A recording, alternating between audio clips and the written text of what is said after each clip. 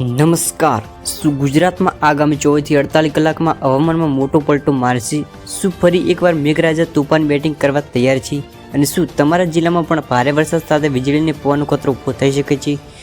જો તમે ખેડૂત છો, મુસાફરી કરવાનો છો અથવા રોજબરોજના કામ માટે ઘરની બહાર નીકળો છો તો આજનો આ અહેવાલ તમારા માટે ખૂબ જ મહત્વનો છે, કારણ કે આગામી થોડા કલાકોમાં વાતાવરણમાં એવા ફેરફારો જોવા મળી રહ્યા છે કે જે ઘણા જિલ્લામાં ભારે વરસાદની સ્થિતિ ઊભી થઈ શકે છે। તો મિત્રો, તમારા જિલ્લાનું કોમેન્ટમાં જરૂર લખજો અને જણાવજો કે હાલ તમારા વિસ્તારમાં વરસાદ છે કે નહીં। અને હવે શરૂ કરીએ આજના સૌથી મોટા હવામાન વિશે।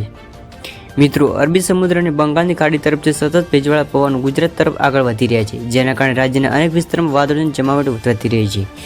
હવામાન નિષ્ણાતોના જણાવ્યા અનુસાર આગામી દિવસોમાં દક્ષિણ ગુજરાત, મધ્ય ગુજરાત અને પૂર્વ ગુજરાતના વિસ્તારોમાં વરસાદની સંભાવના વધુ જોવા મળી રહી છે।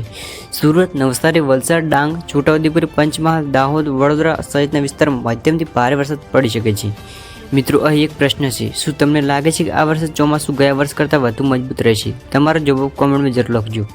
રાજ્યના કેટલાક વિસ્તારોમાં ગાજવીજ સાથે વરસાદ અને 40 થી 60 કિલોમીટર પ્રતિ કલાક ઝડપે પવન પણ ફૂંકાઈ શકે છે। ખાસ કરીને ખુલ્લા મેદાનમાં કામ કરતા લોકો અને ખેડૂતો માટે સાવચેત રહેવું ખૂબ જ જરૂરી છે।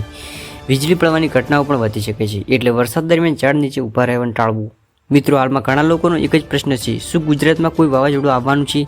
હાલમાં સીધી વાવાઝોડાની કોઈ સત્તાવાર આગાહી નથી, પરંતુ સમુદ્રમાં સર્જાતી હવામાનની સિસ્ટમ પર સતત નજર રાખવામાં આવી રહી છે। જો કોઈ નવી મહત્વપૂર્ણ માહિતી આવશે તો અમે સૌથી પહેલાં તમારા સુધી પહોંચાડીશું।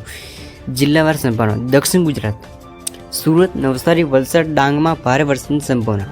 મધ્ય ગુજરાત, વડોદરા, આણંદ, ખેડા અને પંચમહાલમાં વરસાદી માહોલ।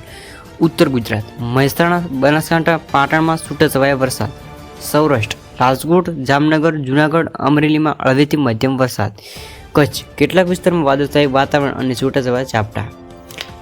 મિત્રો, તમે ક્યાંના છો અને તમારા વિસ્તારમાં અત્યાર સુધીનો સૌથી ભારે વરસાદ ક્યારે પડ્યો હતો? તમારો જિલ્લો અને જવાબ કોમેન્ટમાં જરૂર લખજો, હું દરેક કોમેન્ટ વાંચું છું। તો મિત્રો, આગામી 24 થી 48 કલાક ગુજરાત માટે મહત્વપૂર્ણ બની શકે છે। કેટલાક વિસ્તારમાં ભારે વરસાદ, ગાજવીજ અને તેજ પવનની સંભાવના છે। સાવચેત રહો, સુરક્ષિત રહો અને હવામાનના દરેક નવા અપડેટ માટે અમારી સાથે જોડાયેલા રહો।